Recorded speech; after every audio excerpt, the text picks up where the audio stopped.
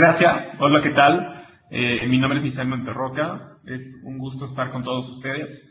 El día de hoy vamos a ver cuáles son las mejores prácticas para poder crear aplicaciones escalables y confiables con Windows Azure.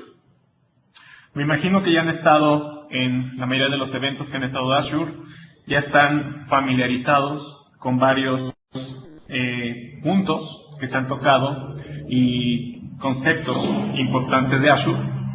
Perdón, creo que me salté un slide. Por eso, en realidad, aquí no vamos a retomar puntos muy específicos de la tecnología. Vamos a ver exclusivamente los puntos relacionados a la escalabilidad y cómo mantener una disponibilidad, que eso es lo que nos está proponiendo la plataforma de Windows Azure. Déjenme voy a la siguiente slide. Denme un segundo, por favor. ¿Cuáles son los principales retos que tenemos al crear servicios que estén hosteados en la nube?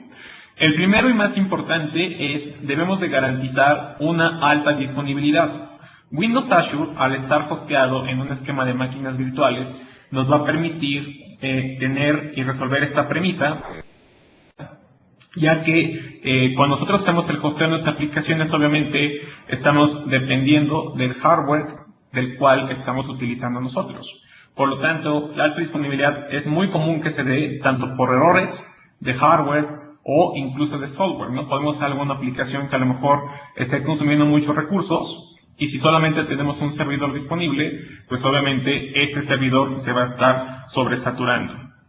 Esto es a lo que nos puede llevar también un poquito la escalabilidad. Puede ser un día que nada más tengamos en una aplicación, a lo mejor de una universidad, en donde vamos a permitir hacer exámenes. Pues obviamente en estas fechas exclusivamente es principalmente cuando vamos a tener una carga muy importante en nuestros servicios.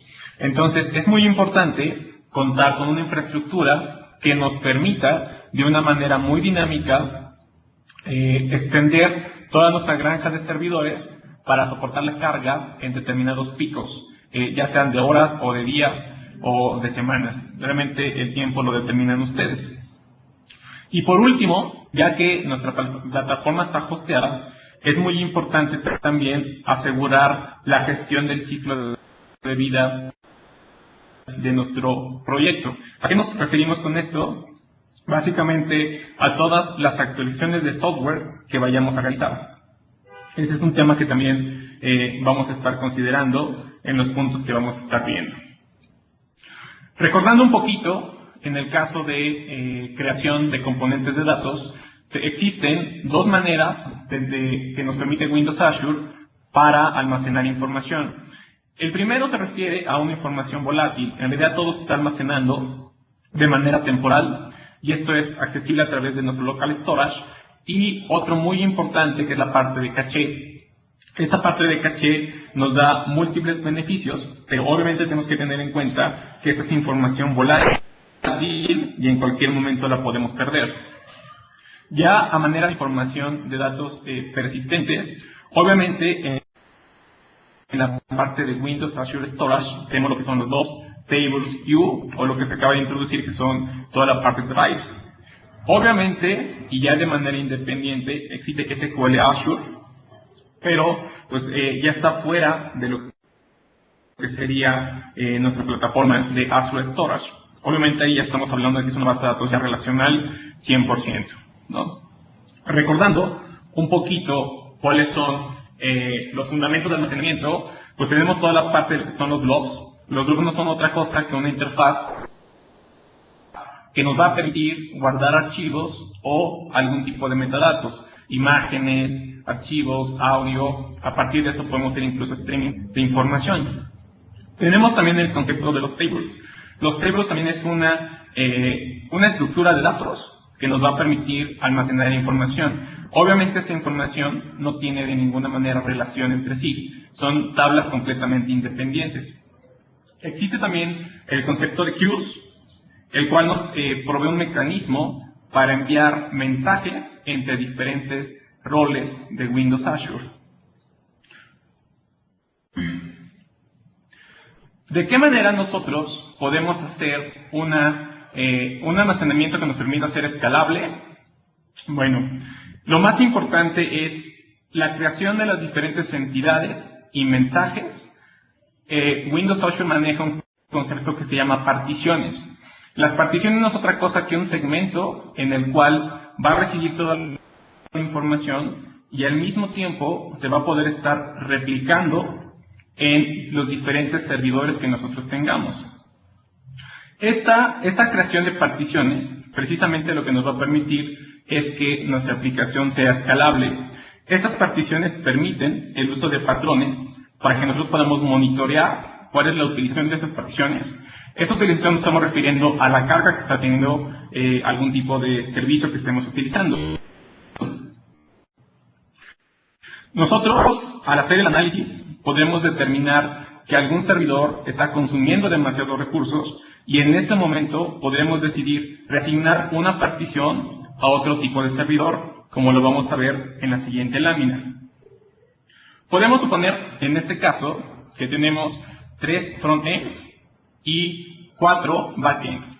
En las leyendas, lo que estamos viendo es el símbolo de la partición, que es a nivel exclusivamente conceptual, y la rayita verde se refiere a la posible carga de datos que podría tener nuestro servidor. En este caso, los frontends pueden comenzar a recibir peticiones y obviamente esas peticiones, podemos suponer un ejemplo a lo mejor de, no sé, un procesamiento de fotografías. Los frontends lo único que estarían haciendo es recibir la carga de fotografía y mandarlo a los diferentes backends para que hagan algún procesamiento digital, reducción,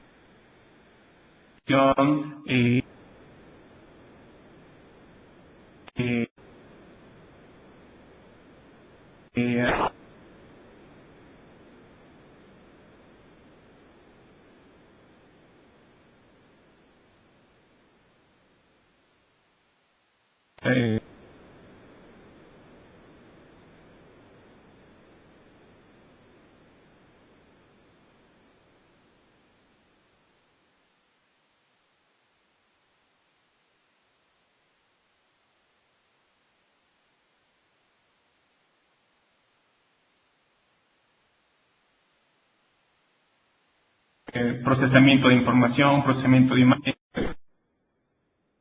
Ok, parece que ya se ve. En este caso, existen ya diferentes particiones. Como podemos ver, el backend 1 y el backend 3, estamos teniendo tres diferentes particiones de información. En el caso del backend 2 y el backend 4, únicamente tenemos correspondientemente una partición de información. Esto, obviamente, comienza a representar carga en los diferentes servidores. Obviamente,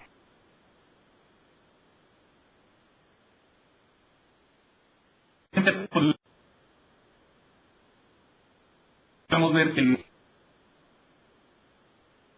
backend 1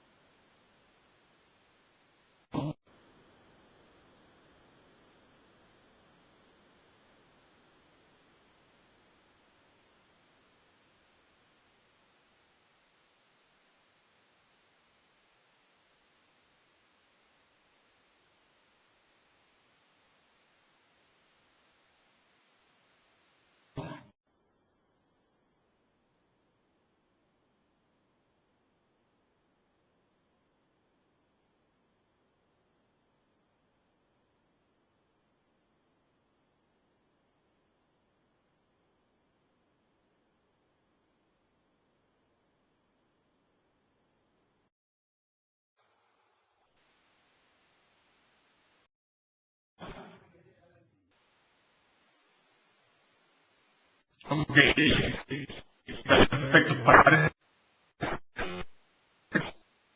que ya me están escuchando nuevamente. Desconozco a partir de qué momento me dejaron de escuchar. Les voy a resumir nuevamente de una manera muy rápida este slide. Básicamente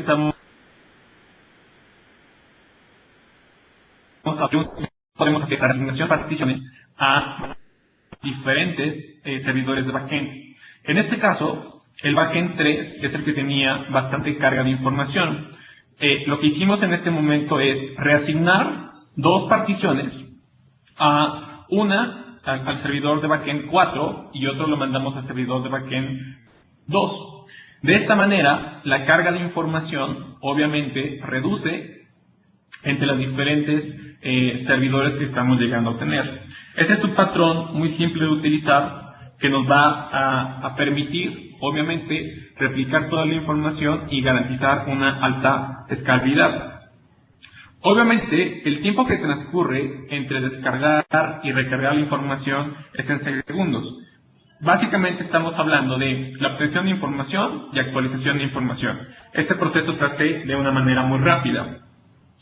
Obviamente, cuando yo decido hacer una reasignación de particiones, este proceso sí es en minutos. ¿Por qué? Porque lo tienen que reasignar internamente entre diferentes racks de servidores que se encuentran nuestros work and roles.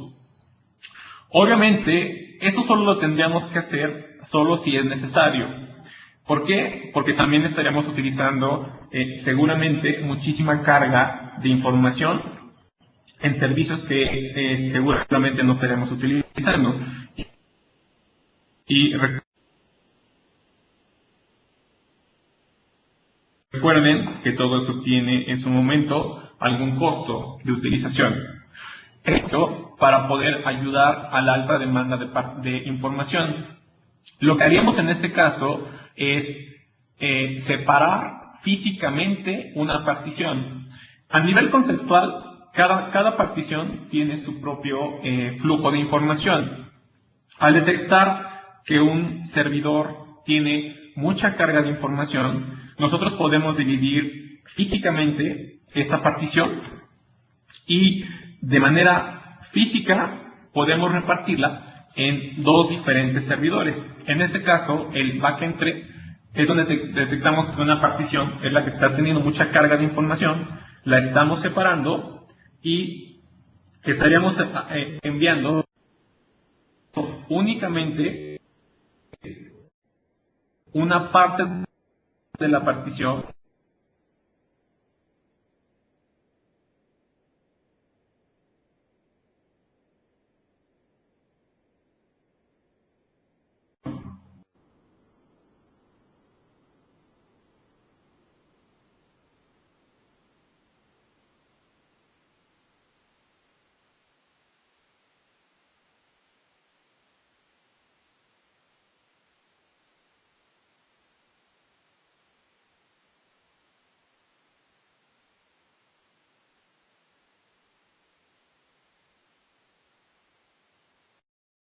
cayendo el sonido.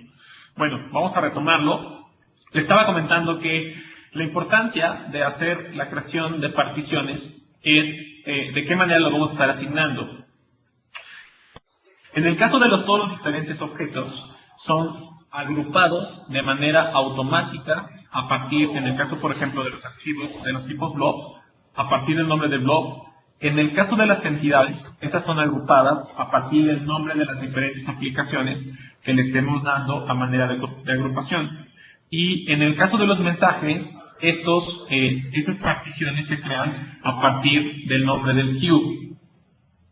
Es muy importante hacer una selección correcta del número de particiones. Es decir, deberíamos de crear una partición. Al final de cuentas podemos verla como un grupo.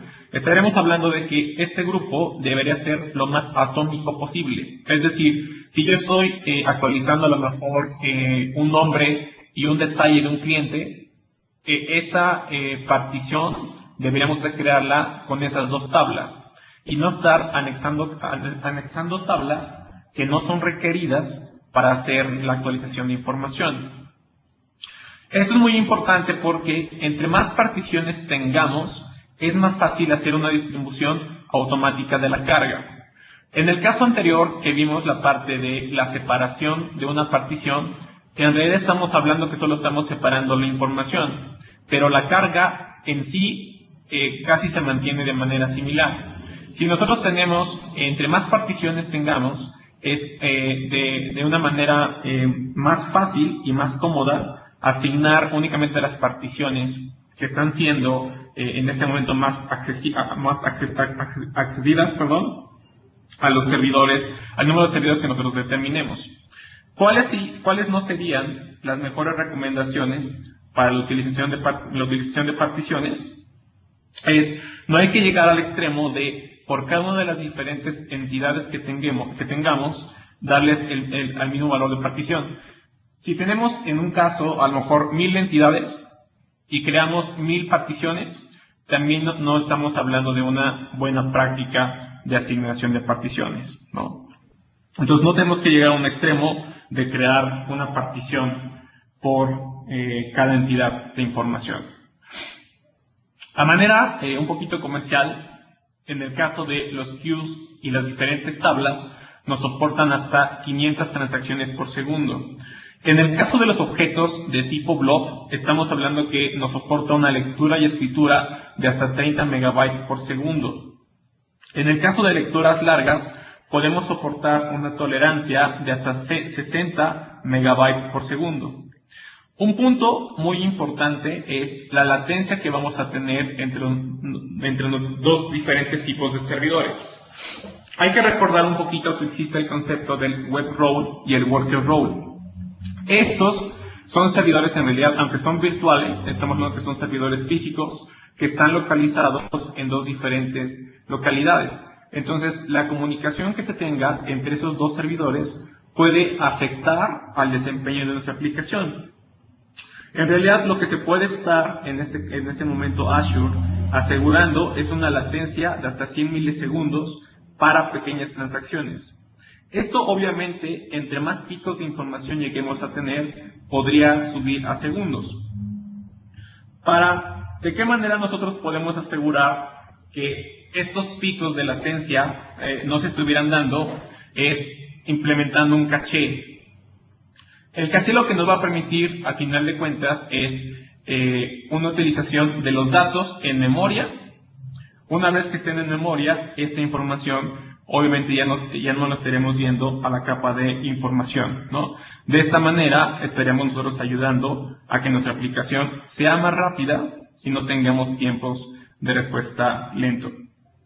Obviamente nosotros tenemos que hacer que nuestras aplicaciones hagan una utilización correcta del caché, ¿no? Si estamos hablando de que tenemos a lo mejor 1 terabyte de información, pues no podríamos estar saturando todos nuestros servidores con estas capacidades impresionantes de información. Entonces, es muy importante que la utilización del caché sea de una manera muy cuidadosa y en la arquitectura de sus aplicaciones tomen muy en cuenta cuál es el tiempo de respuesta que quieren tener y cuál es la información estimada que estarían almacenando en ese caché. Como parte de la agenda, vamos a ver también cómo podemos crear nuestras aplicaciones de una manera escalable y cuáles son los diferentes flujos de trabajo que nos está proveyendo Windows Azure. ¿Cómo nosotros podemos hacer un diseño correcto de nuestros servicios? Obviamente tenemos que ver cuáles son los tipos de roles que vamos a estar utilizando, dependiendo el número de peticiones que vamos nosotros a esperar. Regresando al esquema del procesamiento digital o al procesamiento fotográfico. Nosotros podemos saber nada más que a lo mejor los fines de semana es cuando principalmente se conectan más usuarios, entonces solamente en ese momento es cuando necesitamos estar asignando más worker roles o también de igual manera un web role. Esto lo podemos ver de una manera más aplicada en el siguiente slide.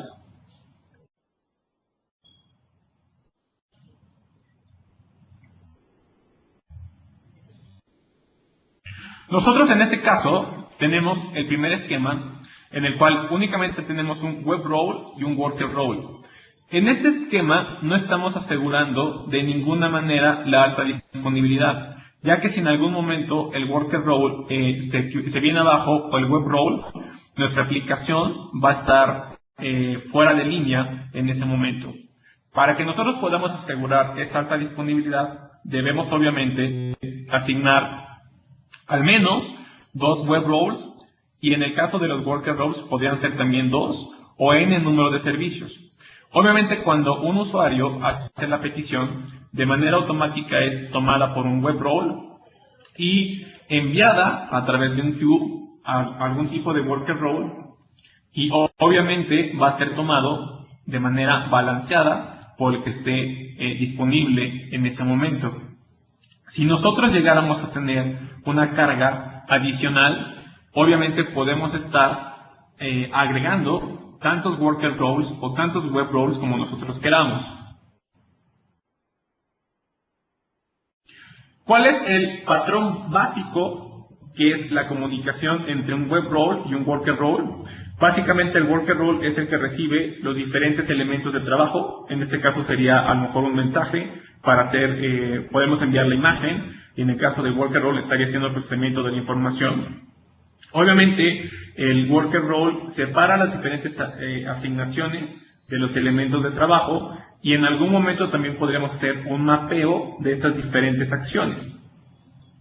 Una vez que los elementos de trabajo están asignados, el worker role empieza a hacer la asignación, y en el caso de que existan a lo mejor algún tipo de petición o diferentes queues, también nuestro worker role puede hacer la agregación de las diferentes acciones que se estuvieron realizando.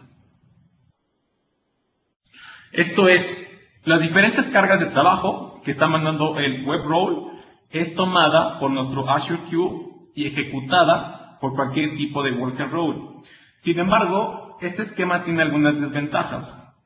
¿Qué tipo de desventajas podemos tener? Cuando al final de cuentas, nuestro queue siempre va a garantizar la entrega de los mensajes.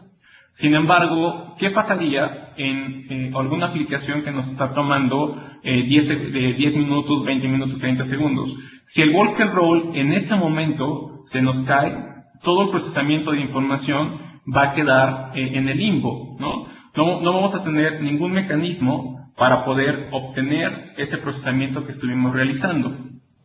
Para esto es muy importante implementar un concepto que nos permita crear múltiples tareas para un solo elemento de trabajo.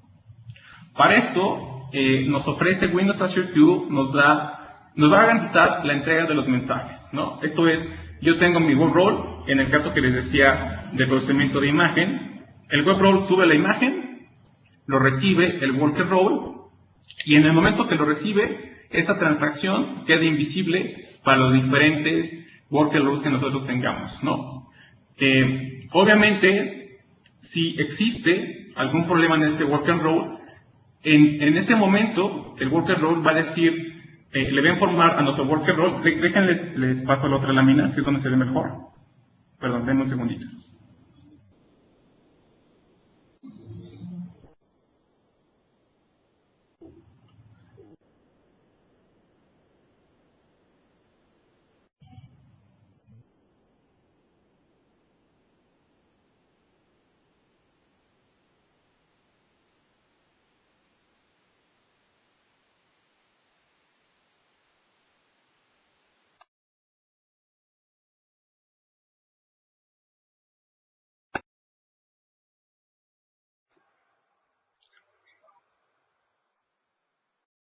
Entonces, todos los diferentes mensajes son enviados de una manera aleatoria, eso es decir, no van a garantizar en ningún momento una entrega ordenada de la información. Incluso cuando un web role envía un mensaje a un worker role, podría ser que el mensaje sea recibido en 2 ocasiones. También el orden no es garantizado. El primer mensaje que salga es el que va a ser entregado. ¿Qué quiere decir esto? Si el web role 1 envió un mensaje primero que el web role 2, obviamente el primero que va a ser entregado es el que acaba de salir en ese momento. Para esto es muy importante que nuestros elementos de trabajo los hagamos en un modo idempotente.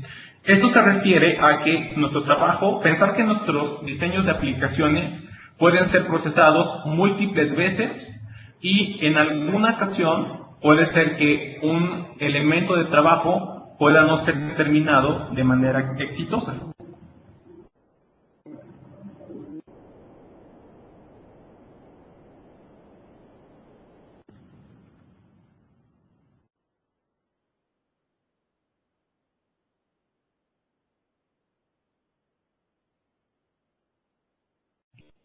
Voy a adelantarme estos slides para mostrarles la animación, que es donde se ve de una manera más práctica el concepto que les quiero mostrar.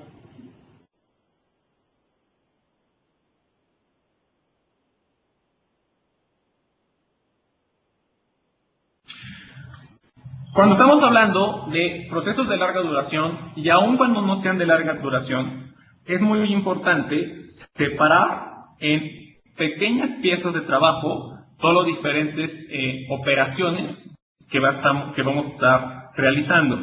¿Qué quiere decir esto? Podemos decir que todo nuestro proceso, en este caso, intervienen 1, 2, 3, 4, 5, 6, 7, 8, 9, 10 actividades diferentes. Una vez que nosotros recibimos el mensaje, es aceptado por nuestro worker role y se hace el primer procesamiento de información. Se realiza de manera correcta y este procesamiento debe ser registrado en una tabla de avance. Esto es lo que nos va a permitir, en dado caso de que nuestro mensaje no se logre complementar y cuando nuestro worker role reenvíe nuevamente ese mensaje, pueda ser reactivado en cualquier momento, dependiendo la fase en la que se haya terminado. Entonces, se hace la segunda petición, nuevamente se vuelve a almacenar el estado en una tabla de progreso. Se hace la tercera petición, hacemos una cuarta petición, y en este caso puede ser que la cuarta petición falle. En este caso, el mensaje nuevamente va a ser enviado, perdón, se me olvidó traducir esta presentación. El mensaje nuevamente vuelve a ser enviado, pero si nos damos cuenta, ya está nuestro job detectando los 3 primeros pasos. De esta manera garantizamos que en caso de pérdida de un mensaje, no se vuelvan a repetir los 3 primeros pasos, ¿no? Entonces, de esta manera, continúan la siguiente ejecución y vamos a poder lograr de esta manera la segmentación de información. ¿Hasta aquí tienen alguna duda? ¿Tienen alguna pregunta? Si lo quieren hacer, pueden utilizar la sección de Question and Answer en cualquier momento. Continuando con la presentación, vamos a ver el ciclo de vida para poder actualizar un producto. Obviamente, las aplicaciones están en constante evolución. Esta evolución nos va a permitir crear diferentes versiones de nuestro aplicativo. Estas actualizaciones de versiones deben de ser de una manera muy controlada. Para esto, existen que son los dominios dentro de Azure. ¿Qué es un dominio? Un dominio es la segmentación de uno o más servidores que vamos a tener a disposición dentro de nuestra granja. En este caso estamos hablando que tenemos un servicio que cuenta en el web role de 6 instancias y en la parte de los workers estamos hablando que son 9 instancias. Estas van a estar separadas físicamente en 2 dominios diferentes. En el dominio número 0 estamos hablando que tenemos 3 web roles y 5 worker roles, y en el segundo dominio vamos a tener 3 worker roles y 3 web roles y 4 worker roles. Esto lo que nos va a permitir es tener una separación física de nuestros aplicativos. ¿Por qué? Porque nosotros podríamos hacer una actualización primero en nuestro Application Domain 0. Una vez que nosotros hagamos la prueba de nuestra nueva versión en este Application Domain, podríamos hacer la actualización a nuestro Application Domain número 2. El tener esta diferente segmentación lo que nos va a ayudar obviamente es a que, en dado caso de que falle la actualización de nuestra aplicación en un solo dominio, en ningún momento va a ser afectación en nuestro dominio número 2. Y obviamente nos va a permitir hacer una actualización de información de una manera más ordenada, ya que podemos estar primero actualizando el Application Domain 1, una vez que aseguramos que está funcionando el Application Domain 1, podemos proceder a hacer la actualización de nuestro Application Domain número 2. Para que nosotros podamos garantizar y hacer una actualización correcta, siempre tenemos que asumir que en algún momento del procesamiento de nuestra aplicación vamos a tener viejas y nuevas versiones. Es decir, en el Application Domain número 1 podemos estar corriendo la aplicación, la versión 1.0. Y a lo mejor en ese momento estamos haciendo la actualización de nuestros servidores y obviamente en el Application Domain 2 podría ser el caso de que estemos corriendo la versión 2.0 de nuestro aplicativo. Ahora bien, aquí debemos asumir obviamente que vamos a estar teniendo una concurrencia de información en una misma entidad. La persistencia de información de la versión 1.0 y 2.0.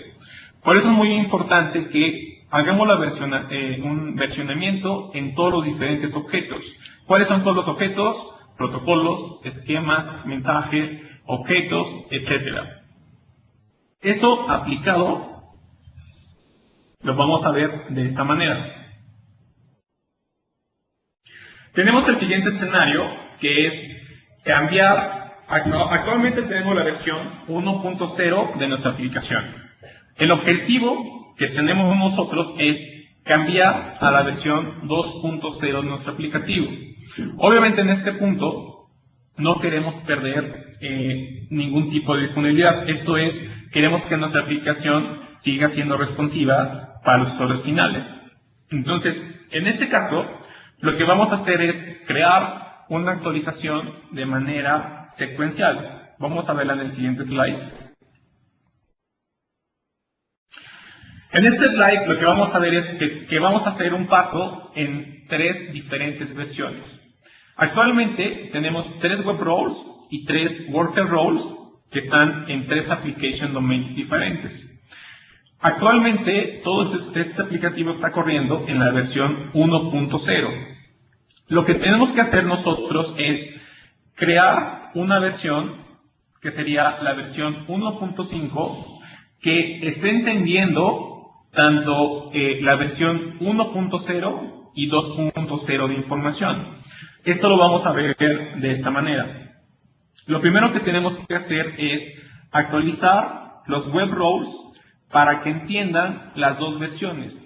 ¿Por qué es importante las dos versiones? Porque podemos suponer que en el Application Domain 2, que es el que está de nuestro lado derecho, el web role está en azul. Significa que está atendiendo peticiones de la versión 1.0. Pero este Application Domain 2 podría estar haciendo una petición a nuestro Application Domain 0, que en este caso, como ya está en verde, es la versión 1.5, ya va a estar entendiendo tanto mensajes de la versión 1.0 y mensajes de la versión 2.0. Ahora bien, una vez que ya hicimos la actualización, en todos los diferentes web roles y worker roles, en este momento nuestra aplicación ya está preparada para recibir mensajes de la versión 1.0 y 2.0. Pero todavía en este punto, los web roles únicamente van a estar enviando mensajes con la versión 1.0, más no la 2.0. Aún y cuando los servicios que tenemos aquí abajo lo sigan soportando.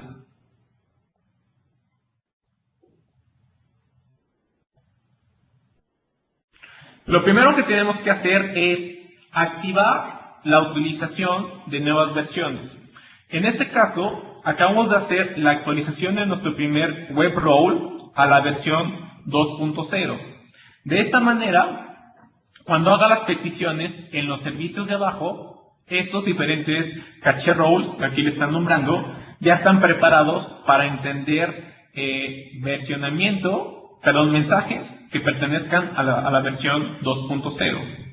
Una vez que ya tengamos nuestro primer web role migrado, procedemos a hacer la actualización de todos nuestros fronts. En este caso hacemos la migración de nuestro segundo web role. Procederemos a hacer la actualización de nuestro tercer web role. Y en este punto ya están toda nuestra capa de backend recibiendo mensajes de versión 2.0. Una vez que ya garantizamos que todos nuestros web roles están hablando la versión 2.0, ahora sí procederemos a hacer la actualización de nuestros caché roles a la versión 2.0. De esta manera estamos asegurando que nuestra aplicación siempre estuvo respondiendo peticiones a nivel usuario final e internamente no dejamos de utilizar los servicios porque estuvimos siempre entendiendo las diferentes versiones que soporta nuestra aplicación. Esto podría ser a lo mejor un poquito complicado al momento de hacer el diseño del aplicativo. Una vez que nos acostumbremos a hacer manejo de versiones internamente en los componentes que estemos diseñando, ya realmente se va a convertir en una actividad que vamos a estar utilizando día con día. Una vez que ya tenemos el contexto de cómo hacer la actualización de las diferentes versiones de nuestro aplicativo, el siguiente reto que tenemos es hacer cambios en los esquemas de nuestras tablas. En las tablas también es muy importante que hagamos el versionamiento de información. De igual manera, vamos a hacer este proceso en 2 pasos para que podamos entender el esquema de la versión 1.0 y el esquema de la versión 2.0. Para esto es muy importante la utilización de la propiedad Ignore Missing Properties. Se lo voy a explicar un poquito más adelante a qué se refiere, pero básicamente estamos hablando, vamos a poner un ejemplo, que tenemos una tabla que tiene 3 diferentes propiedades y queremos agregar una nueva propiedad. Las 3 primeras propiedades corresponden a la versión 1.0. La cuarta propiedad que estamos hablando corresponde a la versión 2.0. En un esquema controlado, en algún momento vamos a estar creando aplicaciones con la versión 2.0. Obviamente, cuando queramos hacer la actualización de esa información y Windows Azure detecte que le hace falta el llenar una propiedad, nos va a dar un error. Con la propiedad Ignore Missing Properties nos va a permitir actualizar datos sin que estemos perdiendo la información. En este escenario, como les comentaba, estaremos haciendo la agregación de una nueva propiedad. En este caso tenemos nuestro Partition Key 1, Partition Key 2, Row Key 1 y Row Key 2 en la versión 1.0 de información. Los puntos suspensivos se refieren a propiedades ya existentes. Del lado derecho tenemos a nuestro cliente versión 1.0 y a nuestro cliente subsecuente versión 1.0. Aquí vamos a hacer algo similar a lo que hicimos para la creación de los Application Domains. Vamos a crear una versión intermedia, que en este caso sería la versión 1.5, la cual nos va a permitir dejar preparada nuestra aplicación para que entienda tanto la versión 1.0 como la versión 2.0. En este caso, se acaba de agregar la nueva propiedad, pueden poner en realidad el nombre que ustedes quieran, pero vamos a actualizar uno de nuestros Application Domains a la versión 1.5. Cuando reciba una nueva petición de actualizar información, la versión 1.5, lo que estaríamos haciendo es obtener todo nuestro campo de información. Si hacemos una analogía, la versión client versión 1.0 únicamente estaría obteniendo la información hasta el color verde. La que está en color azul obviamente no la conoce la versión 1.0. Sin embargo, la versión 1.5 ya conoce todo el nuevo esquema de información. Cuando realiza una petición nueva de información, nuestro cliente versión 1.5, lo que va a hacer es almacenar la información en la nueva propiedad, pero poniendo un valor por defecto. Este valor por defecto es muy importante.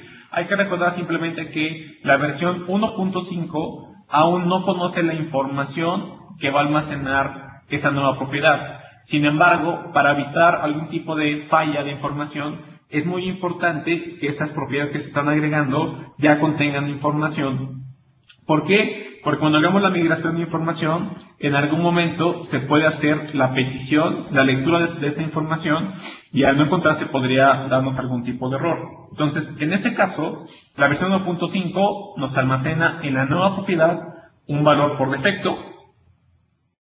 Cuando reciba una petición de lectura de información, la versión 1.0, únicamente vamos a estar leyendo nuevamente el segmento que está pintado de color verde. El segmento que está pintado de color azul es ignorado de manera automática por la versión 1.0, ya como les comento, no conoce ese nuevo esquema de información. Cuando la versión 1.1 nuevamente reciba la petición de hacer la persistencia de información, nuevamente la va a hacer exclusivamente sobre nuestro campo de color verde. Aquí es donde entra lo que les comentaba de ignorar las propiedades que no están siendo utilizadas, ya que de otra manera, al momento de hacer la persistencia de información, nos estaría dando un error.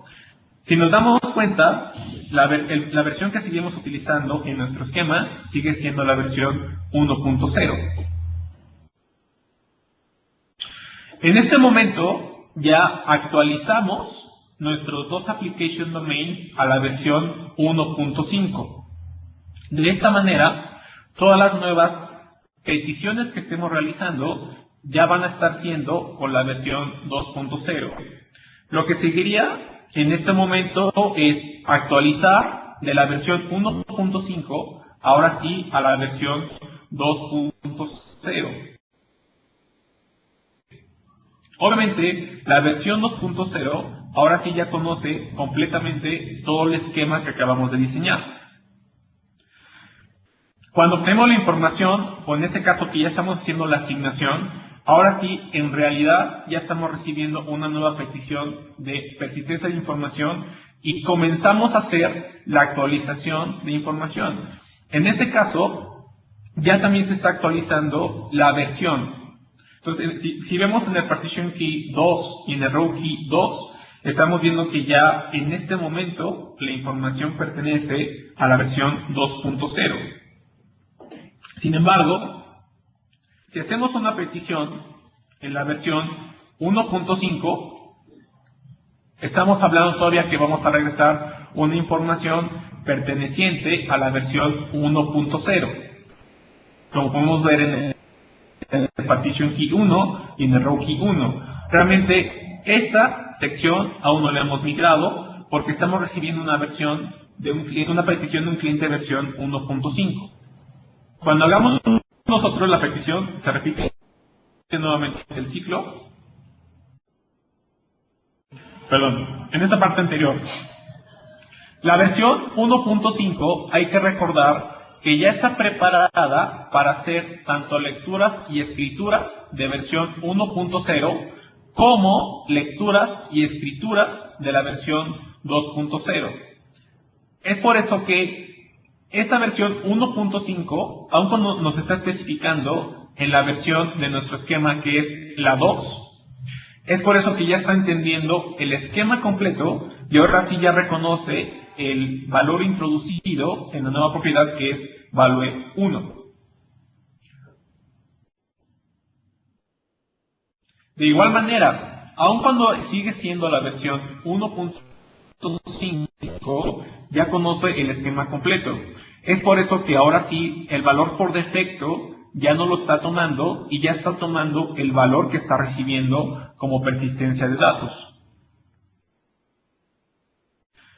Cuando ahora sí hacemos la actualización de este cliente a la versión 2.0, de manera automática debemos de hacer la actualización, perdón, me pasé un slide.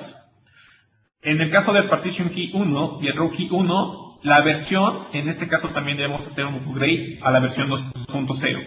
De esta manera vamos a asegurar que todos nuestros clientes están de una manera bien actualizada. Si hacemos un pequeño resumen de qué es lo que tenemos que estar, cuáles son los pasos necesarios para poder hacer una actualización exitosa, siempre debemos hacer el versionamiento de los esquemas y los registros que estamos utilizando. Entonces, siempre es muy importante que en el primer release de nuestro aplicativo siempre hagamos una versión 1.0. ¿Para qué? Para que no tengamos que hacer cambios adicionales después de que nuestro aplicativo está puesto en producción.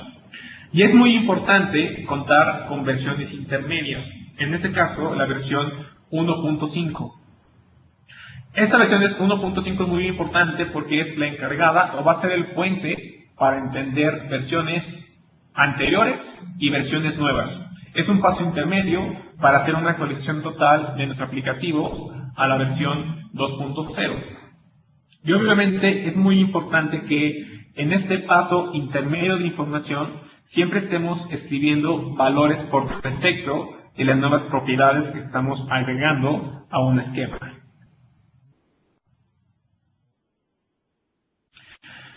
¿Cuándo estaríamos haciendo la conversión a la versión 2.0?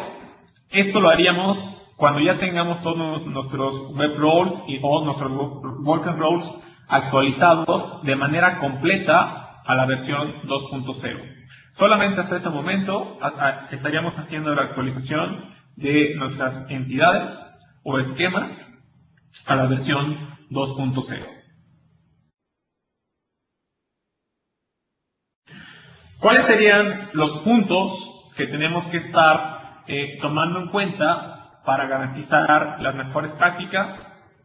Tenemos que tomar bastante en cuenta la utilización de particiones. Las particiones nos van a ayudar bastante en la creación y de la escalabilidad, ya que nos va a permitir hacer la segmentación de información entre uno o más diferentes servidores. Otra parte muy importante es el desacoplamiento de los workflows. Como les comentaba hace rato, todos los elementos de trabajo y colas de mensajes que se estén enviando siempre tengan la premisa y siempre tengan muy en mente que el mensaje que se está enviando puede ser procesado 2 veces. Entonces, es muy importante que todas las acciones que se realizan siempre estén almacenadas en una tabla intermedia, lo cual les va a permitir siempre, ya sea recuperar algún flujo que se quedó perdido, ya sea que porque se cayó ese work and roll en ese momento, o simplemente porque es una transacción muy larga y alguno de los diferentes segmentos podría fallar en ese momento. Entonces imaginemos que estamos haciendo un procesamiento de un cierre contable que puede durar a lo mejor 30 horas, ¿no? Si alguno del work and roll llega a fallar, tendríamos que repetir de manera completa todo ese procesamiento.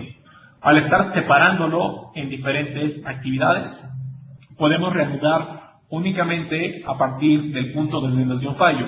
Obviamente, esto solo va a ser posible si es que no es un error de programación.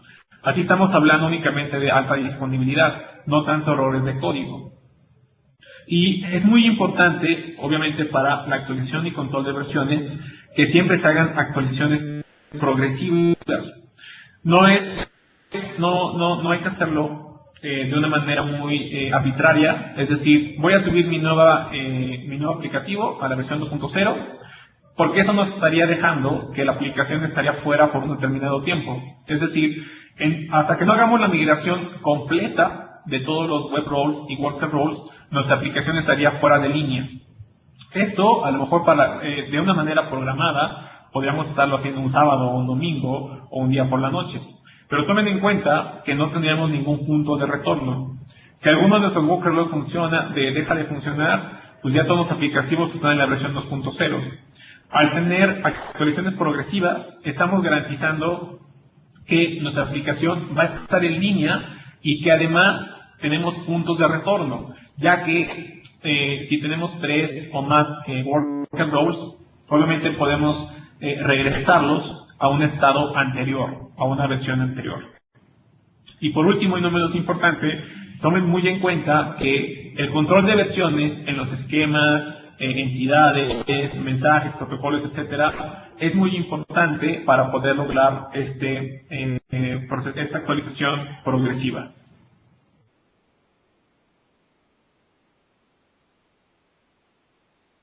Con esto básicamente estamos terminando. Espero que les haya sido de bastante utilidad. Si tienen alguna pregunta, con gusto, adelante.